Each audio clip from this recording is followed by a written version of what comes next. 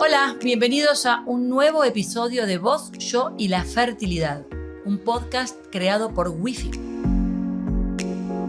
Porque sabemos que en la búsqueda del embarazo a través de la reproducción asistida intervienen más personas de lo que esperamos. Los pacientes, los especialistas y por sobre todo la fertilidad que nos irá guiando el camino a seguir.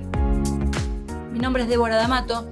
Soy madre soltera por elección de Lola y Charo y embajadora de WIFIB.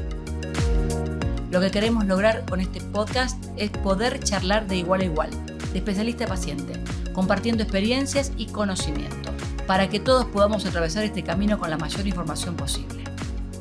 ¿Te sumás?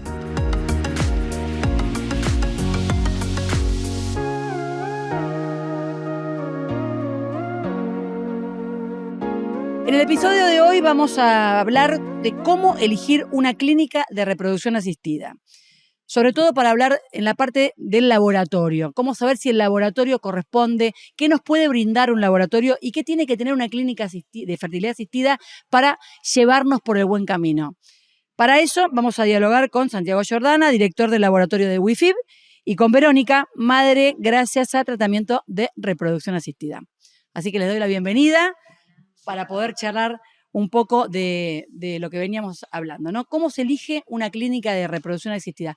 Contame vos, ¿cómo fue que decidiste elegir una clínica de fertilidad asistida y por qué? A mí lo que me pasó es que escuché hace muchos años el tema de congelar óvulos, me pareció dije, ok, muy buena idea, lo tuve suspendido y cuando me pareció que era el momento para hacerlo, ya estaba también jugado con un tema de la edad, que es importante hacerlo hasta cierta edad. Empecé a buscar acá en Argentina, visité varios lugares, me informé, uno de los que visité es IBI o WIFIB. Pedí citas y la verdad es que a mí me interesó, busqué también referencias de lo que era IBI en España, entonces sí me ayudó a ver cómo era la estructura, me sentí segura y bueno, y ahí empecé la primer parte de lo que es mi proceso, de lo que es mi viaje, que fue congelar óvulos. Verónica, vos recién decías que investigaste, vos sos inquieta, Sí, investigaste. sí, No todas las mujeres sí, investigan, pero más allá de tu investigación, de leer, de preguntar, ¿qué fue lo que a vos te convenció cuando empezaste a recorrer este camino para decir, bueno, acá me quedo y acá sigo? Y por un lado, referencias que había estado buscando, ver que también había, en otros países también existía esto. Acá pregunté cómo era, cómo también, qué pasaba con los laboratorios. Es verdad, yo pregunto mucho, investigo lo que puedo investigar, pero sí me llamó la atención de lo que yo veía de la estructura y me sentí más segura. O sea, también hay como una parte mía que dije, es acá y arranqué a hacerlo. Bueno, acá, ¿no? una cuestión de olfato o de presentimiento, sí, y otra cuestión aparte de información. No, sí, no quiero comparar, pero sí me pasó que de todo lo que vi me sentí segura acá y me decidí para hacerlo. En esas charlas fueron las que te fueron haciendo sentir cada vez más segura. Digo, ¿con quién dialogaste? ¿Qué fue lo que te dijo que fuiste, bueno, es acá? Hablé con doctoras, tenés citas médicas donde podés hacer preguntas. Fui haciendo preguntas también de cómo era todo el proceso, qué necesitaba, qué no. Y en el medio se había estudios. Bueno, está bien, soy una persona inquieta que suele investigar, pero sí me sentí más confiada. Quiero decir eso. No sé si estaba bien o mal. En el momento me sentí más confiada y fue muy directo. Cuando lo sentí fue muy directo, dije, es acá. Santiago, ¿qué tiene que brindar un laboratorio? Porque digo, por lo general, las mujeres que vamos en búsqueda de un tratamiento, inicialmente desconocemos un montón de cosas. Tienen que ver con palabras difíciles, procedimientos, pasos, pero además en una clínica también desconocemos en la parte, digamos, del laboratorio, que digamos es la parte casi fundamental para lograr el objetivo. Entonces, ¿qué tiene que tener el laboratorio para que la paciente sienta esa tranquilidad? ¿Qué brinda el laboratorio?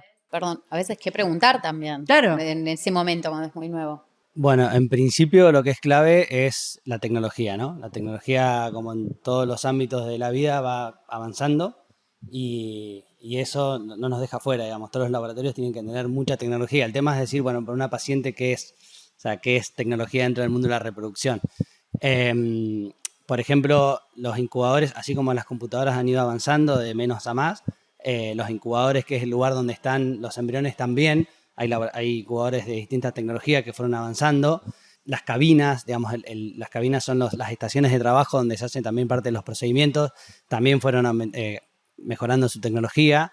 Entonces, bueno, básicamente eso, ¿no? Tratar de averiguar con qué tecnología cuenta el laboratorio y también es importante la cantidad de cada aparatos que tenga ese laboratorio. Hay un número acorde de cantidad de incubadores que tenemos que tener por cantidad de pacientes que hacemos en el año.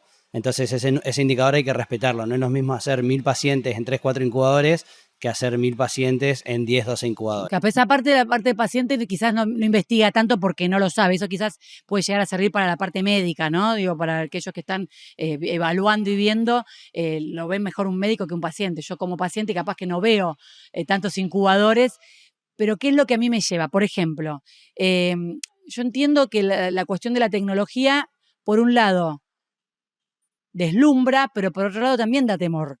Digo, uno escucha la palabra inteligencia artificial y la gente que no entiende se imagina que la inteligencia artificial es que prácticamente las criaturas son artificiales. Y no tiene que ver con eso, tiene que ver con lo que te lleva a que el procedimiento sea más perfecto. Sí, a ver, inteligencia artificial lo usamos sin darnos cuenta todos los días de nuestras vidas. O sea, las redes sociales, Google, ahí atrás hay todo software de inteligencia artificial. En el mundo de la embriología o en el mundo de la medicina también está presente y en realidad, digamos, lo que hace es sacar objetividad a la hora de hacer, por ejemplo, una selección embrionaria. Podemos tener 2 embriólogos mirando un mismo embrión, solo por morfología, nos puede parecer lindo, esta palabra es como muy subjetiva en todos los ámbitos. Entonces ahora aparecen los software de inteligencia artificial y cambian lindo por un score. Y ese score está dado por un software que está contrastado contra miles y miles y miles de embriones. Entonces eso nos va a decir a nosotros, este embrión tiene un score de tanto y ese score se asocia a una tasa de implantación.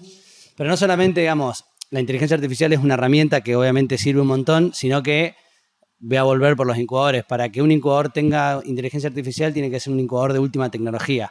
¿Qué aporta eso? Aporta un ambiente de cultivo embrionario mucho más estable y de mejor calidad que un incubador más viejo, por ejemplo. Entonces, el ambiente en el cual nosotros vamos a cultivar a los embriones hace la diferencia. Todos hemos escuchado hablar de transferencias día 2, día 3 en blasto. Hoy por hoy se transfiere solo en blasto y un embrión. ¿Cómo podemos llegar a trabajar con una clínica que sea 100% de transferencia en blasto? Bueno, teniendo la tecnología que permita que los embriones lleguen a blasto. Entonces, ese también es un indicador muy importante que los pacientes pueden preguntar. ¿Acá hacen transferencias en día 3 o en blasto? Entonces, yo elegiría siempre una clínica que hace transferencia en blasto y que además me transfiere un solo embrión, porque me está diciendo que confía en su laboratorio, confía en la calidad de los aparatos que tiene y con mucha tranquilidad me puede transferir un embrión y lograr buenas tasas. Cuando ponemos más de un embrión, ahí va. de alguna manera lo que estamos haciendo es, ¿cómo explicarlo? Estamos diciendo, mira, te tengo que poner 2 o 3 embriones. No confiando en la posibilidad de que prosperen. Exactamente. Es como que no estoy tan seguro de la calidad de los embriones que estoy poniendo. Por las dudas te pongo más de uno para que vos te vayas embarazada. El tema que el riesgo, eso, o sea, conlleva un embarazo múltiple que hoy en el mundo de la reproducción es algo no deseable. Lo que en su momento fueron los sextillizos Riganti o los quintillizos López, creo que así eran los nombres, digo, hoy es un imposible. No, hoy por lo menos. Ya te diría que mellizos ya es algo que se debería evitar.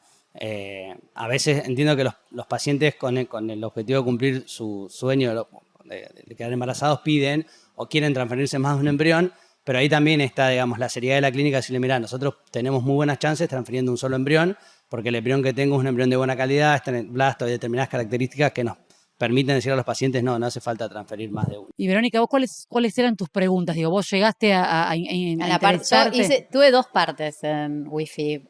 Una que fue congelar óvulos y otra que fue un in vitro. Pero vos hiciste muy bien los deberes. Yo hice todo.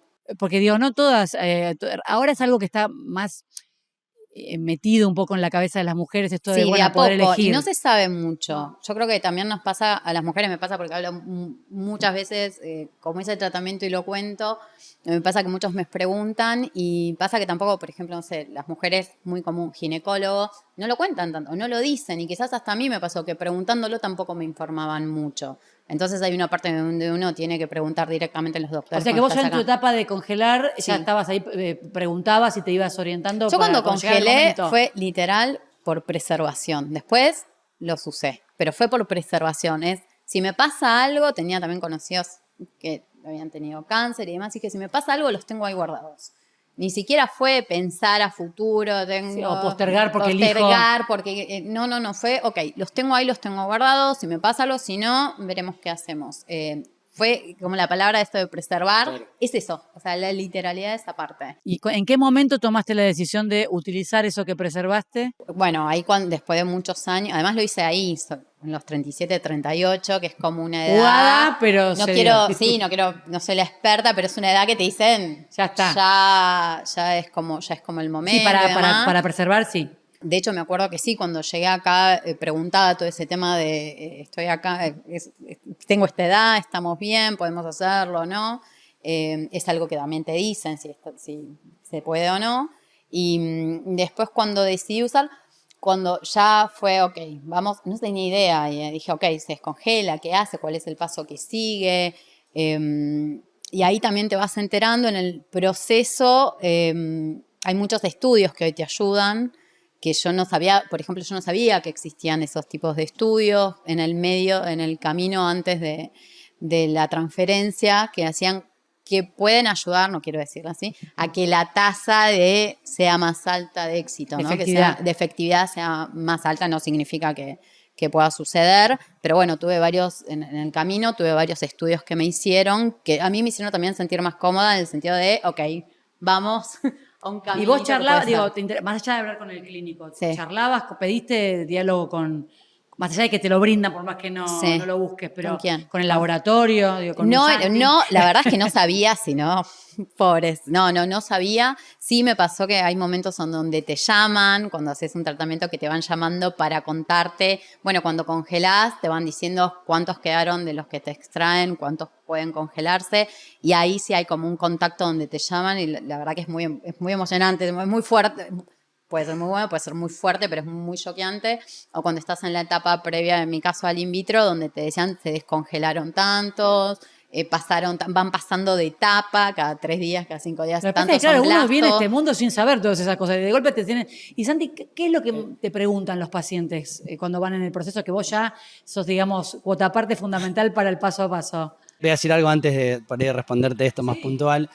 Que también, digamos, un indicador de confianza para una clínica de transparencias es cuando las clínicas permiten, o los directores de clínica, que los embriólogos puedan hablar con los pacientes. Eso habla de que se habla de un idioma único, de que hay un trabajo en equipo y que el protocolo de trabajo es igual para todos. Entonces, que los pacientes tengan acceso, o sea, un paciente podría preguntar, che, yo quiero hablar con los embriólogos, y tendría que surgir algo como natural. El médico tendría que decir... Porque aparte, perdóname que te interrumpa, hay una parte que es del clínico y otra parte que 100% es del biólogo. A mí no es por ser autorreferencial, pero en mi caso fue así. Bueno, yo tuve diálogo con vos, tanto con Lola como con Charo, tanto en WIFIB como en IBI. Y para mí, que no entendía nada y que no era tan inquieta y tan preguntona como ella, me desasnó de un montón de cuestiones y me ayudó a vivirlo de una manera mucho más relajada, sin entender mucho, porque sigo sin entender porque no estudié para eso, pero te brinda herramientas para transitarlo con más tranquilidad inconscientemente. Lo que intentamos hacer nosotros es como bajar a un lenguaje lo más sencillo que se pueda y contar todo el cuento, ¿no? De principio a fin, de qué pasan una vez que la paciente se estimuló e hizo la punción, qué pasa con los ovocitos.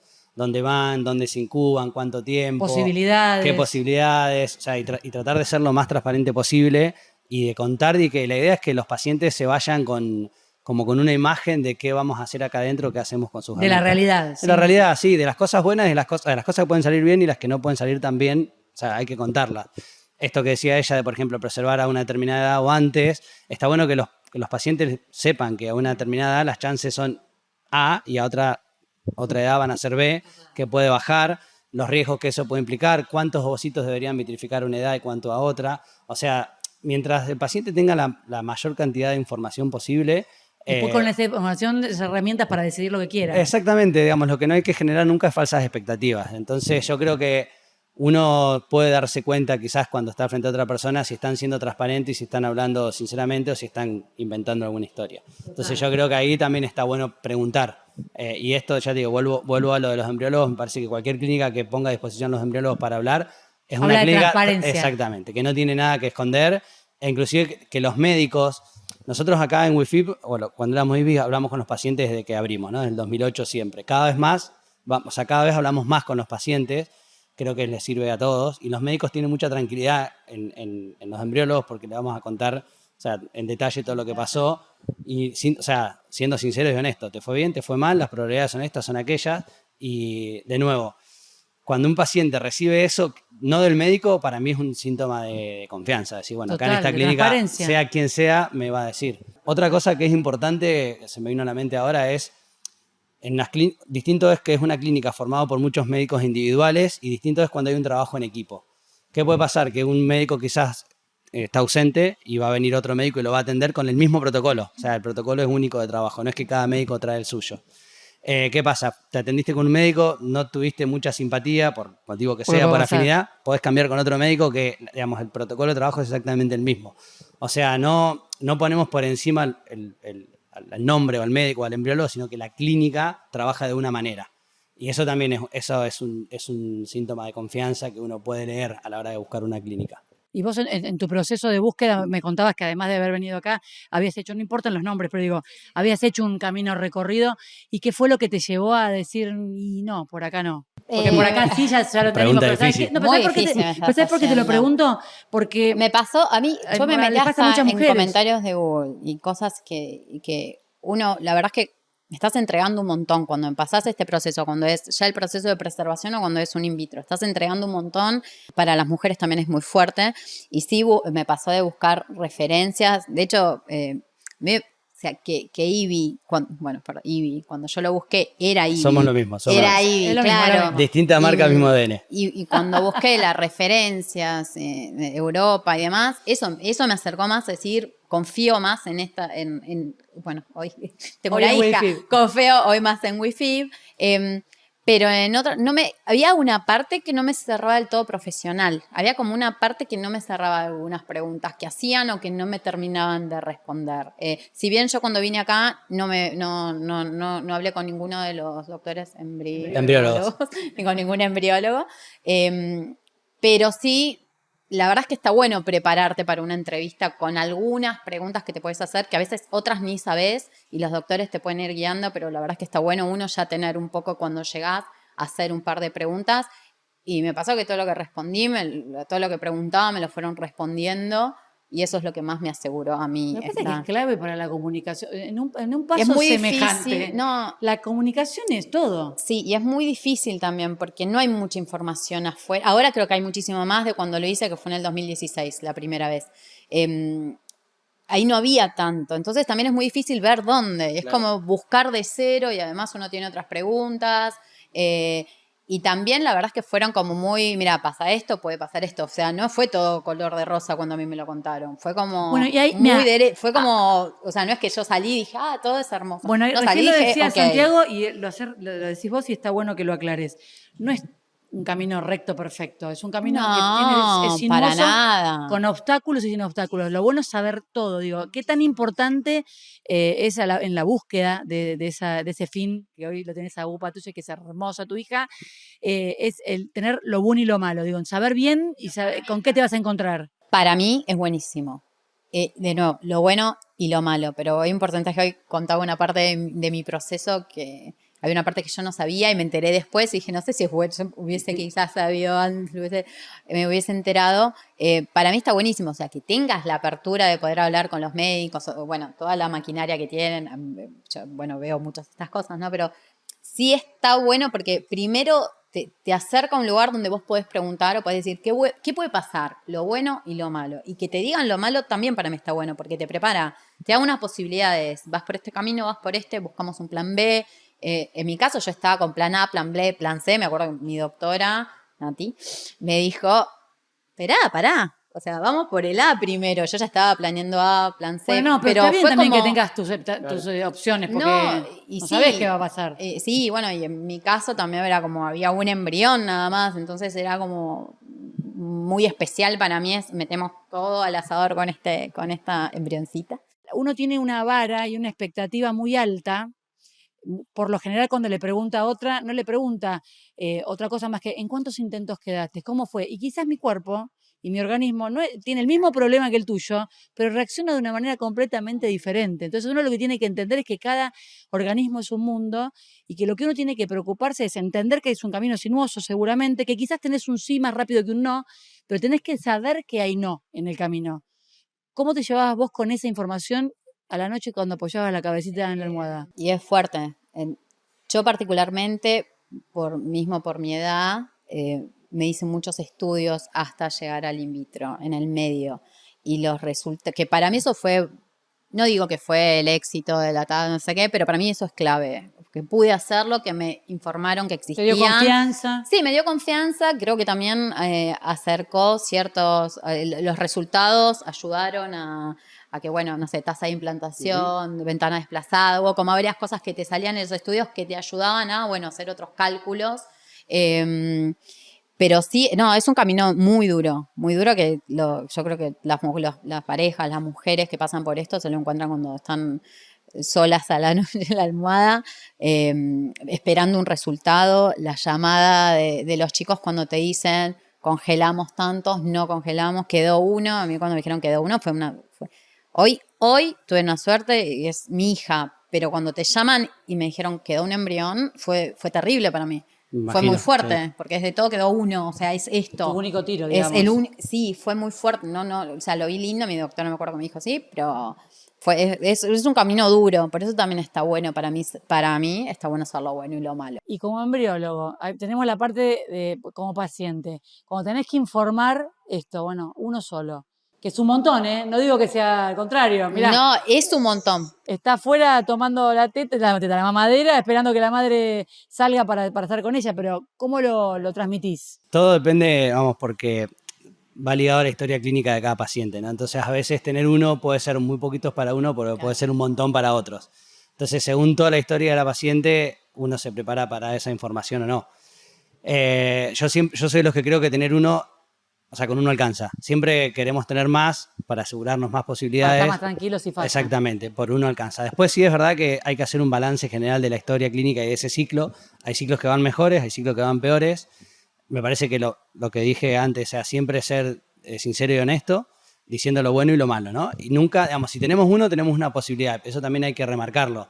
Porque muchos pacientes se quedan como ya como mal por esa noticia, pero en realidad hay uno. O sea, y si eso, en tu Es una caso, posibilidad, sí, tal cual. entonces, o sea, tratar de mantener esa expectativa con cierta realidad, pero que apoyarnos en ser positivos en ese momento. Difícil cuando tenés que decir que no hay ninguno, pero bueno, también es parte de nuestra tarea y de nuevo, como embriólogos que somos, poder tener, esto lo digo siempre, cada oportunidad que tengo, nos ayuda mucho a nosotros hablar con los pacientes para captar qué emociones hay atrás del trabajo que hacemos. Si no salimos a hablar con pacientes, somos solamente técnicos de laboratorio que hacemos embriones y me parece que nuestra tarea va mucho más allá de eso. Entonces, cuando podés hablar con una paciente con una noticia linda, te pones contento, una noticia mala, te pones triste y eso creo que te ayuda a mejorar todos los días en el laboratorio. ¿Y cómo cambió ese camino tuyo? Porque hace muchos años que estás haciendo esto. Digo, comunicar para bien o para mal, me imagino que tiene que haber un cambio también en vos Sí. como embriólogo a la hora de comunicar. Porque Pasar vos sabés del que del otro laboratorio lado tenés ojitos que te miran así, esperando que digas lo que querés decir y capaz que no tenés eso para decirlo. A mí en particular fue un aprendizaje. Yo en su momento cuando empecé a sentir esto, que cómo me cambiaba el día a día laboral hablando o no hablando con los pacientes, le pedimos a la psicóloga de acá de la clínica que nos dé una formación interna de sobre todo qué palabras usar, que sí, que no, para ser cuidadosos. Clave. Por formación nuestra no tenemos contacto mucho con pacientes, entonces es algo que hay que aprender. Y a mí me encanta. O sea, tengo una sensibilidad especial con eso. Me intento explicar todo en detalle y ya capto mucho las emociones cuando estoy comunicando. Doy fe porque además tenés un modo que hasta para lo malo uno siente como un cierto aliciente porque sentís que hiciste todo para que sea. Si no se dio es porque sentiste realmente no se acompañada. pudo. Total. Yo creo que ahí es clave la empatía, ¿no? Sí, bueno, en la pero vida, no ¿no? es fácil, Pero en esto Yo creo también. que también ayuda en los procesos que no prosperan, también a buscar, ¿no? O qué podemos volver a hacer, Seguro. qué pasó, no quedarnos solo, bueno, no fue, sino como a saber un poco más qué? por dónde ir. Algo que Sí, nos sí, me pasa y parece. que me parece que está bueno decirlo también es que a veces no tenemos explicaciones para todos. No hay respuesta para A todo. veces no tenemos respuesta porque es biología, no porque nosotros no lo sepamos, porque no se sabe. Y muchas veces los tratamientos terminan ayudando al diagnóstico de la pareja. Entonces eso también está bueno decirlo a los pacientes. Me ha pasado un montón de veces, no tengo blastos porque no lo sé, no tengo una respuesta. Mirá, el ciclo fue bueno en esto, acá no llegaron a blastos y no te puedo No hay explicar. respuesta. No, ¿qué podemos hacer a futuro? Bueno, esta estrategia, la otra, hablamos médico-embriólogo con la paciente juntos, entonces eso también, que el embriólogo baje a la consulta a hablar con el médico es otro indicador de la clínica que se presta para... Transferencia o confianza. Algo que recién quería comentar sobre la visibilidad del laboratorio, que me parece que es re importante también como estructura de la clínica, es qué muestra desde las redes sociales, ¿no? Entonces, nosotros somos una clínica con un departamento de marketing que funciona muy bien y en general hacemos muchos vivos o muchos videos dentro del laboratorio, entonces no queda solo en las palabras, no es tengo 7, 8, 10 incubadores, sino que un video y lo muestro. Recibimos el mejor incubador que hay hoy en el mundo y lo mostramos y contamos cómo se usa. Ahora estamos con un ¿Cómo no lo vas a software. mostrar si es el mejor? Ahora estamos desarrollando un software, estamos ayudando a desarrollar un software de inteligencia artificial, no de embriones, sino de ovocitos, que supongo que pronto habrá un vivo o algo sobre eso, y lo mostramos. Compramos y lo mostramos. O sea, también es desde cómo maneje la mejorar y mostrar. Exactamente. Eso para mí también es importante a la hora de decidir qué clínica elegir. Ahora sí, Vero, te invito a que aquellas mujeres que están en el proceso, que están en duda, que tienen las mismas dudas que tenías vos antes de lograr tu objetivo, ¿qué les puedes decir para que entiendan que este camino es sinuoso, que tiene muchos obstáculos, pero que vale? Bueno, es el camino al sueño, al sueño de cada uno, ¿no? En este caso, los hijos. Sí, yo creo que primero, algo que yo le digo a todos los que conozco es que investiguen el tema de preservación. Me parece que es algo que está bueno que todos tengamos en cuenta. Después decidís, me parece que también hay los médicos, a veces, no sé por qué esta razón, ¿no? Pero los médicos ginecólogos a veces no ahondan mucho en eso y es nuestro primer contacto. Que está bueno, ¿viste? Que Sí, uno total. lo puedan preguntar o no, más hoy que se detectan muchas cosas en esas consultas. Es importante diferenciar lo que es un ginecólogo de un médico especialista en reproducción. Sí, no, sí, Porque 100%. los No lo ginecólogos, son. exactamente, no lo Pero son. una lo son. sugerencia. No, seguro, pero seguro. yo me refiero a, por ejemplo, a al básico de o sugerir, Claro. o existe esta posibilidad, tomalo, déjala, anda con los Investigar. expertos. Anda con los expertos. Sobre todo, no sé, hay diagnósticos que las chicas se encuentran. El tema para mí de la preservación es algo muy importante y que bueno, nada, que se puede. No quiero decir se puede porque sé que es un camino muy duro para muchos, pero sí que investiguen y que es un camino que va a tener muchas aristas, pero que está bueno también sentirte acompañado.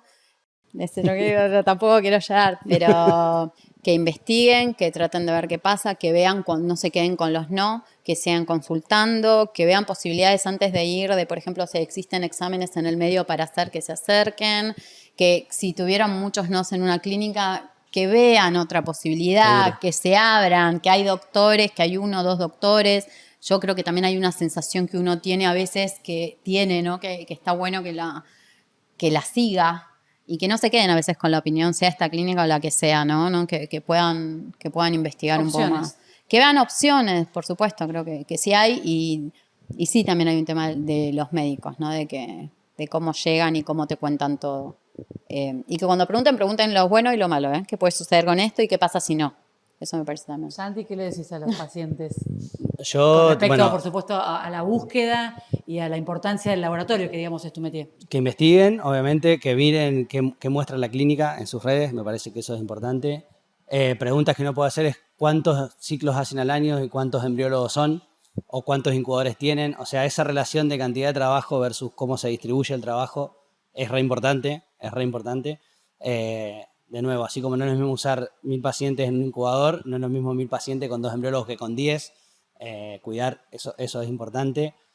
Me parece averiguar sobre tecnología, o sea, hoy en las redes está todo, y si hay duda, preguntarle al médico, che, ¿puedo hablar con un embriólogo? Quiero que me cuente qué incubadores hay, cómo trabaja, cómo hacen los ciclos y demás, o sea, debería hacerlo tranquilamente. Me parece que ya desde el momento que te recibe una recepcionista o una atención al paciente, ya también te das cuenta de cómo está organizada la clínica, o sea, las clínicas tienen que estar organizadas perfecto, o sea, los protocolos de trabajo tienen que funcionar, el paciente tiene que sentir que todo funciona, a veces nos sale mal, ahí aprendemos, Pero me parece que esas son cosas que uno puede detectar en general, ¿no? Cuando vas a un lugar y te atienden como que no está todo muy organizado, te hace ruido, bueno, en fertilidad es lo mismo. Yo creo que es la sensación del paciente. Total. El laboratorio es clave y la tecnología que se use dentro del laboratorio va a marcar seguro la diferencia entre un resultado y otro. Y después, algo que por ahí no lo mencionamos, es preguntar las tasas. ¿Qué tasa de implantación? ¿Qué tasa de llegada a blasto? ¿Tasa de Porcentaje de fecundación? efectividad. Exactamente. Esos son números que son indicadores que tienen que estar y el paciente lo tiene que conocer, e inclusive en la consulta con algún gráfico que el médico se lo muestre. Sencillo, dibujito a mano. Código de barra, o sea, gráfico de barra. Que sí, que uno lo pregunta. Yo no sé si los doctores a veces te lo dicen, pero está bueno que uno sepa que no. Que igualmente todo el proceso puede haber un negativo. Seguro, o sea, sí. Y está Sí. bueno que uno lo sepa, porque a veces no sé, crees que congelás y se descongelan todos y de repente es un funnel, ¿no? De los que se congelaron, va bajando, embrión y demás. Y después pregunta, tasa de Pero- implantación, tanto, bueno, pero para mi edad, ¿cuánto? Claro. Porque también no es lo mismo un número Madre que añeja. un número de una determinada edad. Acá te habla. Madre añeja. Otra madre añeja que zafa porque tiene Esos cofia, pero términos las que no canas queremos, no son en vano, que no queremos chicos. escuchar No, pero más. es importante, o sea, que otra cosa, uno también se puede dar cuenta cuando toda la clínica conoce las tasas. Entonces, nosotros cuando transmitimos resultados, hacemos reunión de resultados, en general casi todos saben cuál resultado tenemos. Entonces, eso habla de que hay un interés por mantener ese resultado. Entonces, desde no te digo un ATP, pero un auxiliar, un médico, debería conocer en qué rango de tasas estamos tranquilamente. Y si les gustó todo lo que vienen escuchando, quieren hacer algunas consultas o les interesa volver a escucharlo, como oyente, por supuesto, de los episodios de Vos, Yo y la Fertilidad, se pueden suscribir a Spotify, a Apple Podcast, donde irán encontrando distintos episodios sobre Vos, Yo y la Fertilidad.